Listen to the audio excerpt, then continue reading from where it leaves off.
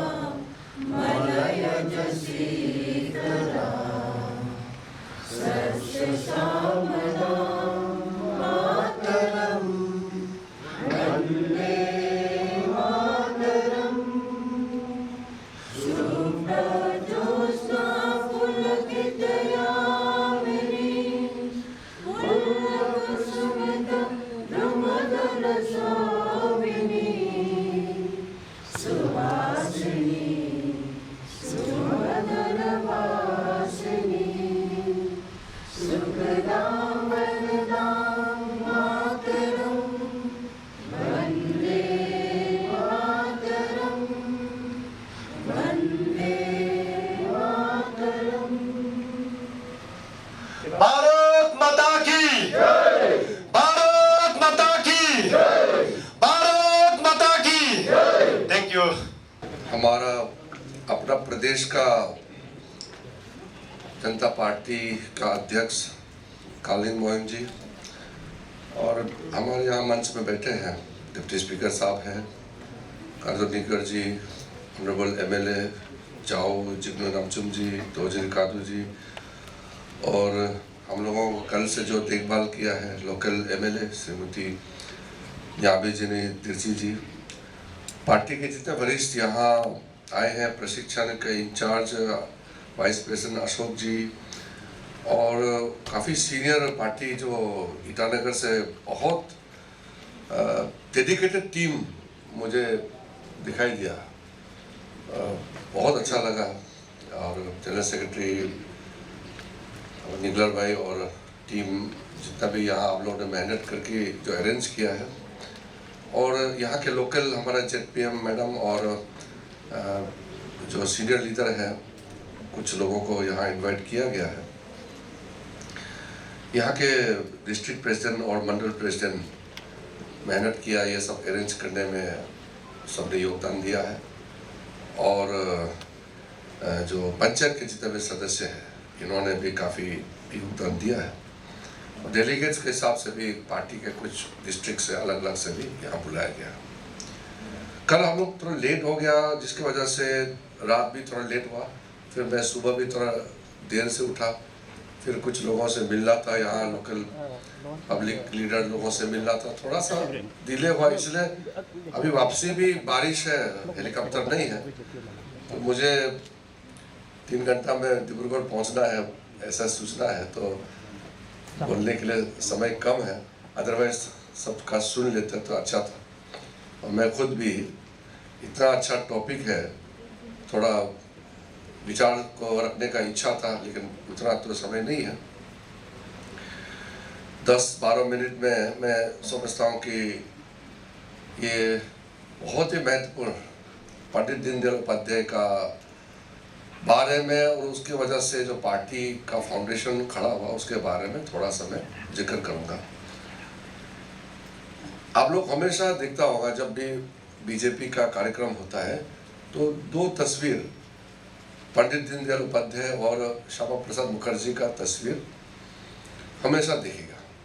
श्यामा प्रसाद मुखर्जी का इसलिए कि वह हमारा फाउंडर प्रेसिडेंट है जनसंघ का, और उस समय नेहरू का कैबिनेट में मंत्री थे, इंडस्ट्री मिनिस्टर थे, बहुत प्रखर उसका जो भाषण है, श्यामा प्रसाद मुखर्जी का जो भाषण है वो सुनने लायक है। बहुत ही स्टैंडर्ड इंग्लिश, ब्रिटिश इंग्लिश बोलता था, बहुत उसका नेशनलिज्म का जो उसका आइडिया है बहुत स्ट्रॉन्ग था कि इंडिया को 1 इंच भी कोई टुकड़ा नहीं कर सकता है, कोई हिला नहीं सकता है। इस तरह का अनकॉम्प्रोमाइजिंग उसका नेशनलिज्म का विचार था। इसलिए वो पंडित नेहरू से मतभेद होकर के वो इस्तीफा दे करके निकल गए। कैबिनेट मिनिस्टर थे, इंडस्ट्री मिनिस्टर थे, लेकिन इस्तीफा के दे करके निकल गया। फिर उन्होंने भारतीय जनसंघ एस्टैब्लिश किया।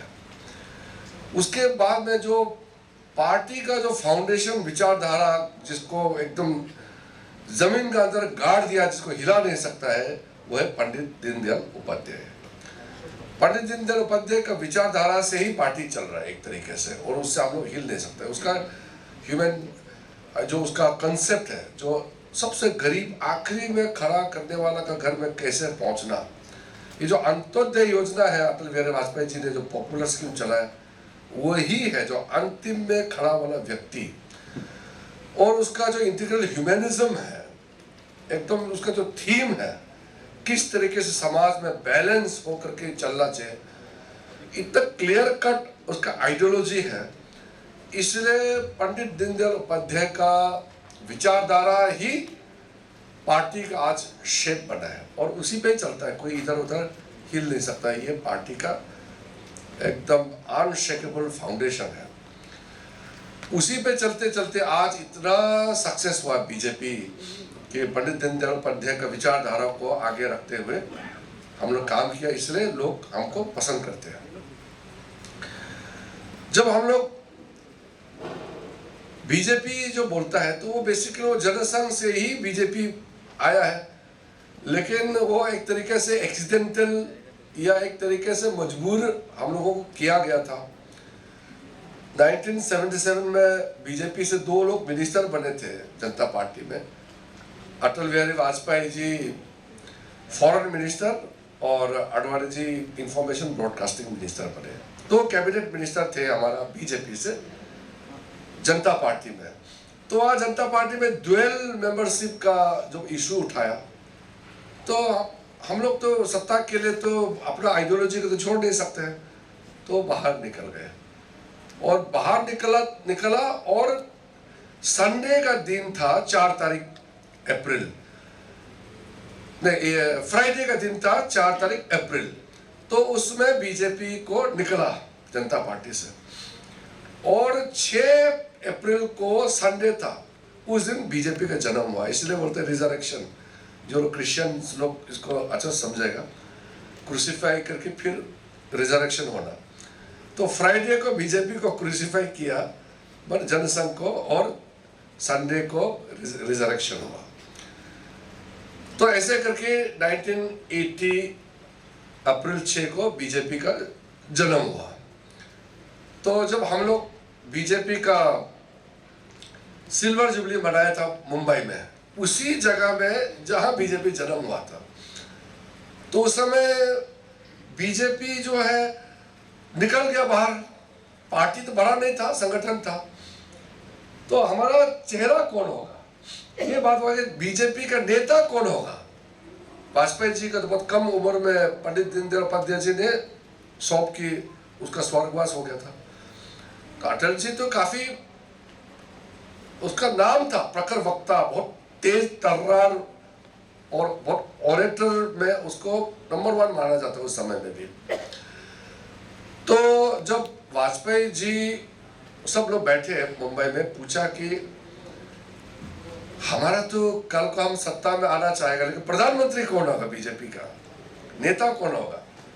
तो ऐसे बैठे बैठे राम जेठमलानी जी ने ऐसे इशारा करके, ये कोई डिबेट करने वाला बात है क्या, हमारा नेता प्रधानमंत्री फ्यूचर प्राइम मिनिस्टर तो यही बैठे हुए हैं। तो अटल बिहारी वाजपेयी की तरफ इशारा करके डिक्लेयर किया। तो उस समय जो अटल जी का भाषण है मुंबई अधिवेशन का, वो आज भी सब देखते रहता है, सूरज उभरेगा और कमल खिलेगा। तो ये जो बीजेपी का जो उदय हुआ वो एक्सीडेंटल है, लेकिन एक तरीके से नेचुरल भी आप बोल सकते हैं, क्योंकि जनसंघ ही बीजेपी है एक्चुअली। लेकिन एक्सीडेंटल इसलिए कि उसको जनसंघ को जनता पार्टी से हटाया तो नया पार्टी बनाना पड़ा। कौन सोचेगा उस समय हमारा 2 MP थे, आज इतना बड़ा पार्टी। मैं तो पार्लियामेंट में भी कभी कभी मुझे ऐसे तो नहीं कहना चाहिए, लेकिन कभी कभी मैं नाम भी कभी कभी भूल जाता कोई एमपी का, मतलब इतना हमारा एमपी है। जैसे कोई नया एमपी चुन के आया तो किसी को काम लगाना है, भाषण लगाना है, किसी को इधर उधर, क्योंकि पार्लियामेंट इतना बड़ा फंक्शनिंग होता है, तो मैं भी खुद कभी कभी नाम भूल जाता है कि आपका नाम क्या था। तो ऐसे खराब लगता है, अपना एमपी का नाम नहीं पूछना चाहिए, तो हमारा फिंगर टिप्स में होना चाहिए। लेकिन संख्या इतना ज्यादा है हमारा, तो आप सोच के देखिए उस समय बीजेपी का शुरुआत और आज हमारा जो संख्या को देखिए, और कितना स्टेट में हमारा गवर्नमेंट, और कितना एमएलएस, कितना एमएलसीज और पंचायत कॉरपोरेशन, हिसाब ही नहीं है। इतना बड़ा जो पेड़ जो आज बीजेपी का जो स्प्रेड हुआ है, उसका आप लोग सोचिए कैसे हुआ होगा। फाउंडेशन अगर मजबूत नहीं होगा तो पेड़ तो गिर जाएगा। जैसे कांग्रेस का हाल हो गया, कांग्रेस का आइडियोलॉजी नहीं है तो कांग्रेस बिखरता गया। एक आदमी थोड़ा पावरफुल हो गया, उसने तुरंत अपना पार्टी खड़ा कर दिया। कांग्रेस और दूसरा पार्टी का कम्युनिस्ट को छोड़ के, कम्युनिस्ट एक बार विभाजन हुआ। जब आदमी बड़ा हो जाता है, जब वो सोचता है कि मैं तो बड़ा लीडर हो गया, तो थोड़ा मतभेद होते ही वो अलग पार्टी खड़ा कर देता है। जनता पार्टी ने बीजेपी को निकला, लेकिन जनता पार्टी इतना टूटा, बाद में तो जनता पार्टी का कितना उसका ब्रांच बन गया कोई हिसाब भी नहीं लगा सकता है। तो जनता पार्टी का बाद में जब जनता दल बना, जनता दल से भी रामकृष्ण हेगड़े फिर कर्नाटका में टूटा, फिर बीजू जनता दल करके अपना पिताजी के नाम में, बीजू पटनायक के नाम में, उड़ीसा में नवीन पटनायक जी ने अलग पार्टी बना लिया, बिहार में लालू प्रसाद ने राष्ट्रीय जनता दल, फिर यूपी में मुलायम जी ने समाजवादी पार्टी, फिर बिहार में उससे टूट के समता पार्टी बना, जॉर्ज फर्नांडिस, नीतीश कुमार जी ने, वो बाद में जेडीयू बना। हरियाणा में लोक दल बन गया, देवीलाल का लोक दल बन गया, अजीत सिंह का भी लोक दल अजीत बन गया। इतना क्योंकि उसका फाउंडेशन स्ट्रॉन्ग नहीं था। पेड़ तो बड़ा हो गया, पेड़ बहुत बड़ा हो गया, वो भारी पेड़ को लोड ले नहीं पाया। जैसे हमको अगर 200 केजी उठाना है तो हमको तो एक्सरसाइज करना पड़ेगा, एक्सरसाइज करके मजबूत बना करके तब हम 200 केजी उठाएगा। 200 केजी सीधा मेरे सर पे रख देगा, अगर मेरा बॉडी स्ट्रांग नहीं है, पाँव स्ट्रांग नहीं है, तो मैं तो उसी समय गिर जाएगा। इसी प्रकार से व्यक्ति हो या संगठन, जड़ मजबूत होना जरूरी है।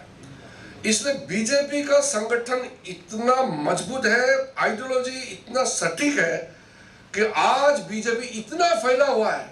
एक निर्णय दिल्ली से होता है, कोई किसी स्टेट में कोई ऑब्जेक्शन हो नहीं सकता। इसको मुख्यमंत्री को हटाना है, सिर्फ एक पार्टी निर्णय करता है, तुरंत हट जाएगा, दूसरा को बना देगा। कांग्रेस और दूसरा पार्टी में तो वही सीएम ही अपना बॉस है, और जो एमएलए वही बॉस है।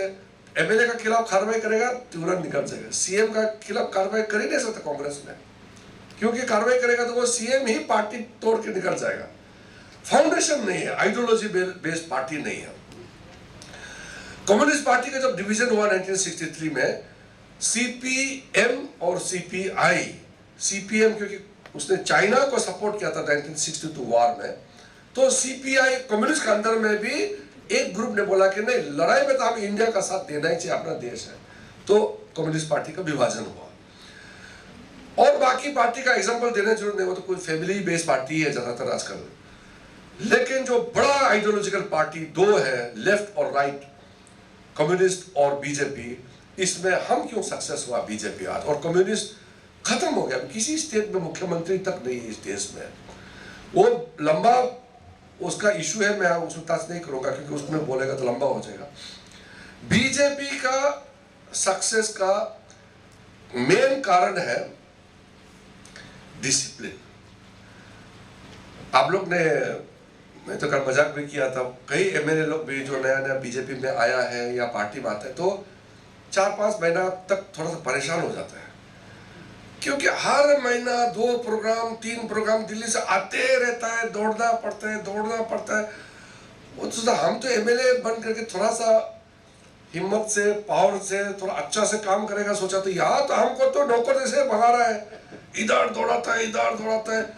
तो सोचता है कि अरे ये तो मजा नहीं है, कांग्रेस में मजा था, बोलता है वो तो आराम से बैठ के पैसा खाते रहो, पार्टी में पूछता नहीं है, डोनेशन देना है सिर्फ। बीजेपी में तो दौड़ाते रहता है, लेकिन बाद में रियलाइज होगा कि ये जो दौड़ाते रहता है ये इसलिए दौड़ाते रहता है कि आप ट्रेन हो जाएगा, आप अलर्ट रहेगा, डिसिप्लिन रहेगा, और बाद में यही आपका जिंदगी का हिस्सा बन जाएगा। मैंने कल भी एक एग्जाम्पल जो दिया था ना, आज सुबह एग्जाम्पल जो दिया था देवगौड़ा जी का, तो प्राइम मिनिस्टर था देवगौड़ा जी, 93 इयर्स हो गया, पार्लियामेंट आते रहता है हर दिन, 10 साढ़े 10 में पार्लियामेंट आ जाता है, फिर 11 बजे व्हील चेयर में सीधा राज्यसभा आ जाता है। मैंने 2-3 बार बोला है, सर आप फॉर्मर प्राइम मिनिस्टर है, आप जब भाषण देता तो आपको रोकता नहीं है नॉर्मली, चेयरमैन भी 10 मिनट 15 मिनट बोलने देता है उसको, दूसरा एमपी को तो दूसरा मेंबर को रोकता है, इवन मंत्री को भी टोकता है चेयर से कभी कभी, लेकिन फॉर्मर प्राइम मिनिस्टर को इज्जत देकर के फ्रीली बोलने देता है, लंबा लंबा बोलता है देवगौड़ा जी, और अभी भी अलर्ट है मेंटली। तो मैंने कहा कि आप कभी कभी नहीं आने से भी हो जाएगा, आप रेगुलर नहीं आने से हो जाएगा, उम्र हो गया, जब जरूरत होगा वोटिंग होगा तो हमको बुला लेंगे। मतलब no no, I will come every day, this is my duty, I will come every day. तो मैंने होम मिनिस्टर साहब को बोला है, अमित शाह जी को, कि सर ये तो इतना रेगुलर है, देवगौड़ा जी हर दिन आता है। तो अमित शाह जी ने कहा, किरण जी ये जीने का आर्ट है, ये लंबा उम्र का संजीवनी है, आदमी जितना दौड़ते रहेगा, अलर्ट रहेगा, एक्टिव रहेगा, वही आपको जिंदा रहेगा, फिट रहेगा, और आप हमेशा मेंटली फिजिकली अलर्ट रहेगा। तो ये जो सोचते हैं ना हमको एकदम 24 घंटा हमारा आराम नहीं, भागते रहता है, ये सिर्फ माइंड में है, अदरवाइज जो 24 घंटा अलर्ट है, सोते समय सोएगा, अदरवाइज जो अलर्ट रहेगा मेंटली फिजिकली, वो बहुत लंबा जिएगा और उसका सक्सेसफुल लाइफ रहेगा।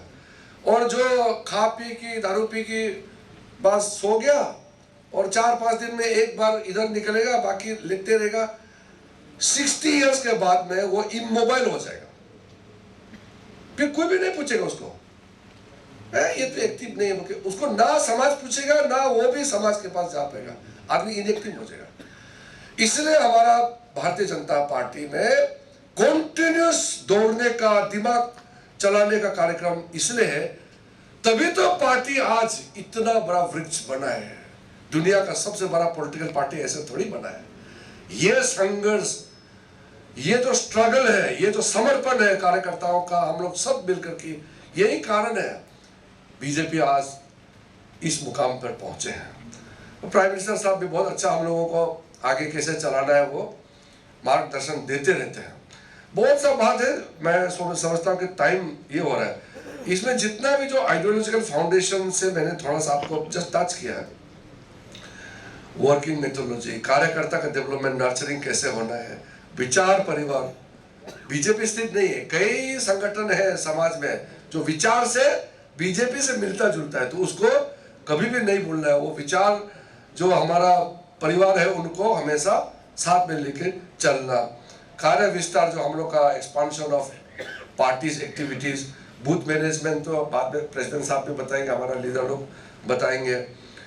बहुत अच्छा यहाँ मीडिया का मैनेजमेंट का विषय है, सोशल मीडिया, आज के जमाने AI, नामो ऐप, सरल पोर्टल, इतना अच्छा ये था हमारा जो ऑलरेडी ट्रेंड लोग यहाँ आया हुआ है, लोग आपको अच्छा से आप लोग एक दूसरे को शेयर कर सकते हैं। मैं मानता हूँ कि आज यहाँ जितना जो बैठे हैं उसको नए से बताने का आवश्यकता नहीं है, लेकिन कभी कभी आवश्यकता पड़ जाता है, जैसे प्रेयर होता है, आप प्रेयर करता है, वो तो आप तो प्रेयर तो मालूम है, लेकिन बार बार क्यों करता है हर दिन?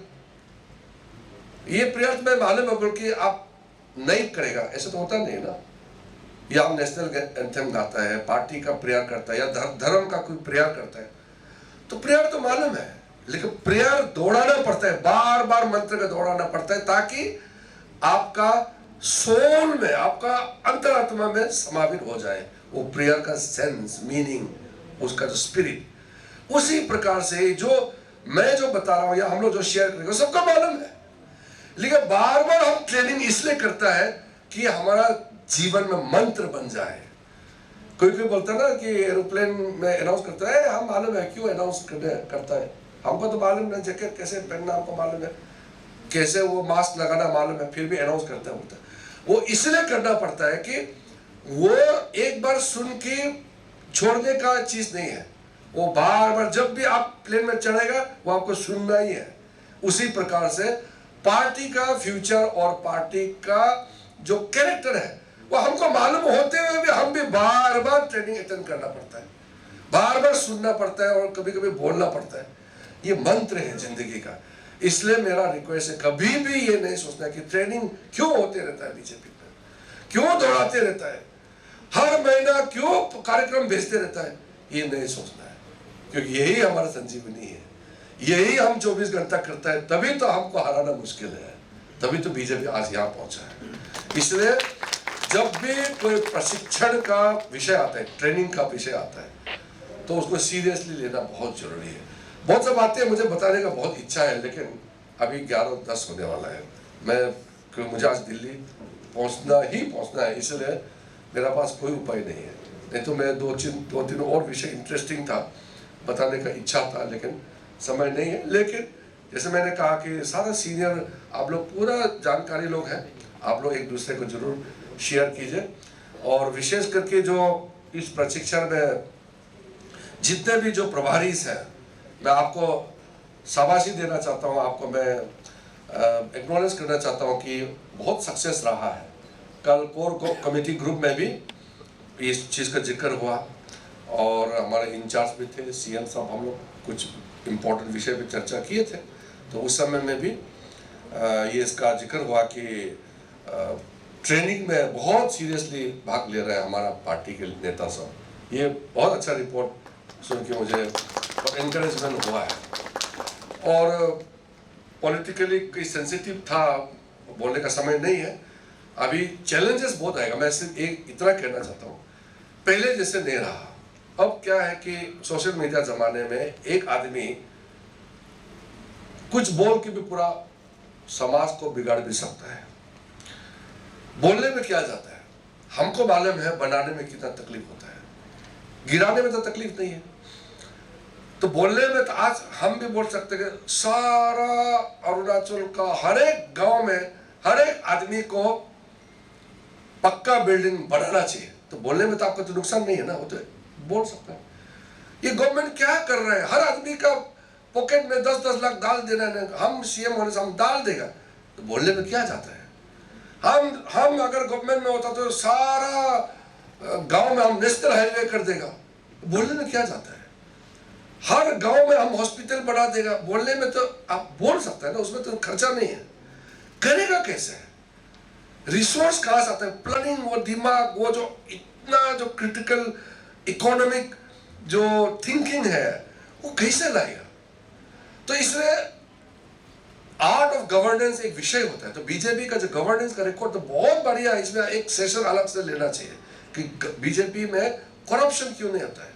कांग्रेस के जमाने में सोशल मीडिया भी नहीं था, फिर भी हर 2 दिन में एक मिनिस्टर का ऑफिस में पैसा लेन देन पकड़ा गया, मिनिस्टर का पीए ने पैसा लिया, किसी से पैसा लेके फेवर किया, टेंडर में ये किया वो क्या। आप सोचो 12 साल, 9 तारीख को बीजेपी का 12 साल हो जाएगा। सोशल मीडिया इतना इलेक्ट्रॉनिक गैजेट के जमाने में नरेंद्र मोदी जी का गवर्नमेंट में किसी एक मिनिस्टर के ऊपर में 1 रुपया का कोई एलिगेशन क्यों नहीं लगा, क्योंकि इतना क्लीन है। ऊपर से हम लोग पैसा लेता नहीं, हमको तो कोई पैसा देने के लिए सोच भी नहीं सकता है, मांगने के लिए आता है वो जो तकलीफ होने से, लेकिन हमको देने के लिए कोई हिम्मत नहीं है। तो इसलिए हम लोग जो आर्ट ऑफ गवर्नेंस ही अलग एक विषय चर्चा करने का है बीजेपी का। लेकिन जो मैं थोड़ा सा वार्न इसलिए कर रहा हूं कि इतना सक्सेसफुल गवर्नमेंट होते हुए भी कोई ऑपोजिशन नहीं है लगभग अरुणाचल में, फिर भी 2-3 आदमी मिल के भी हिला देगा, बंद कॉल कर देगा, कुछ भी कर सकता है, क्योंकि सोशल मीडिया से आप बैठे बैठे सोशल मीडिया को सब दिखता है, और बड़ा बड़ा बात करने से तो सब लोग ताली बजाएगा, अरे ये तो डीसी को गाली दिया है तो बहुत हिम्मत वाला आदमी होता है। तो गाली देने में क्या खर्चा जाता है, लेकिन उसको मजा आता है, वो तो गाली दे देता है और हीरो बन जाता है। मैं तो डायरेक्टली स्टेट एडमिनिस्ट्रेशन में हाथ इसलिए नहीं डालता हूँ क्योंकि हमारा सीएम है, हमारा पार्टी का मिनिस्टर है, हमारा लोग एमएलए है।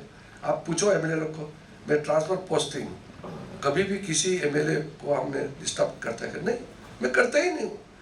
किसी भी बीजेपी का एमएलए या लीडर को पूछो कि किरण रिजिजू का ऑफिस से ये काम उसको दो, ये काम इसको दो, इसको मत दो, इसको यहाँ बैठने मत दो, ये ऑफिसर को हटाओ, मेरा तरफ से कभी भी कोई एमएलए ना सुनने को मिलेगा ना आगे देखने को मिलेगा, क्योंकि मैंने सारा जिम्मेदारी ये दिया। नहीं तो पहले तो क्या है, हमारा पोजीशन जैसे तो कोई था नहीं, फिर भी एमपी बनने से दिल्ली से पूरा एमएलए को चलाने ही नहीं देता है।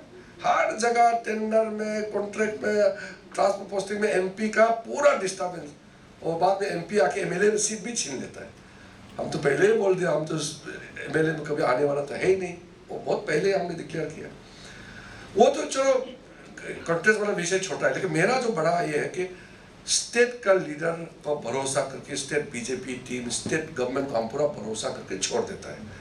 इसलिए मैं कभी कभी भाषणबाजी में हम थोड़ा बोल देते हैं, पब्लिक को थोड़ा नाराज हो जाता है कि हम इतना मेहनत से स्कीम लाता है और यहाँ कोई एक दो आदमी की वजह से स्कीम करप्शन होता है, स्कीम डूब जाता है, डिले हो जाता है, ऐसे करके मैं बोल देता हूँ, क्योंकि मैं डायरेक्ट कंट्रोल नहीं करता हूँ और करना भी नहीं चाहिए। अपना पार्टी या गवर्नमेंट बैठा हुआ है, क्यों डिस्टर्ब करना है। इसलिए मैं ये जो प्रोटेस्ट वगैरह जो होता है तो मैं डायरेक्ट उसमें मैं उतरता नहीं हूँ, बातचीत नेगोशिएशन में मेरा इन्वॉल्वमेंट नहीं होता है। लेकिन मैं इसलिए ये बात को आप लोग को बता रहा हूँ कि इतना मेहनत करके सरकार बढ़ाने के बाद भी कभी कभी ऐसा लगता है कि अरे गवर्नमेंट के ऊपर प्रेशर आया है, पब्लिक का एजिटेशन क्या क्या हो रहा है बोल के, तो इसको कैसे हैंडल करना, ये एक सेशन होना चाहिए, लेकिन अभी समय नहीं है। कभी उसका भी पब्लिक को कैसे मैनेज करना, पब्लिक का प्रेशर को कैसे हमको झेलना और हमारा जवाब कैसे होना चाहिए, कैसे डील करना चाहिए। झगड़ा को आप झगड़ा करके ख़त्म नहीं कर सकते, गाली को गाली दे करके वो बढ़ जाएगा। ये सब आर्ट होता है, ये सब पाठ पढ़ाने का नहीं, एक्सपीरियंस से भी आता है, मगर आइडिया शेयर करना चाहिए। तो आज का इस महा प्रशिक्षण अभियान में आप जितने भी जो आए हैं, पार्टी के वरिष्ठ स्टेट प्रेसिडेंट साहब से लेकर के उनके पूरा ऑफिस बेयर, हमारा ऑनरेबल एमएलएज आए हैं, पार्टी का सब सीनियर लीडर यहाँ बैठे हुए हैं।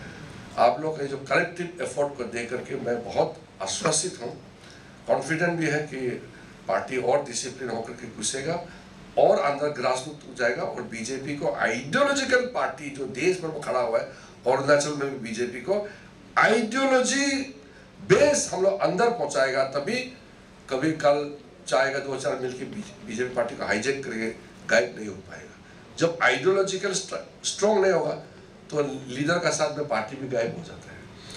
आइडियोलॉजिकली पार्टी को जड़ तक मजबूत अरुणाचल में करना है, उसके लिए आज का कार्यक्रम सबसे महत्वपूर्ण है। और यही महा प्रशिक्षण अभियान पंडित दीनदयाल उपाध्याय का विचारधारा से ही हम ऐसा बीजेपी का जड़ यहाँ अरुणाचल में लगाएगा कि भविष्य में कोई चाहेगा तो बीजेपी को हटा नहीं सकता है, ऐसा पार्टी बनाना है। बहुत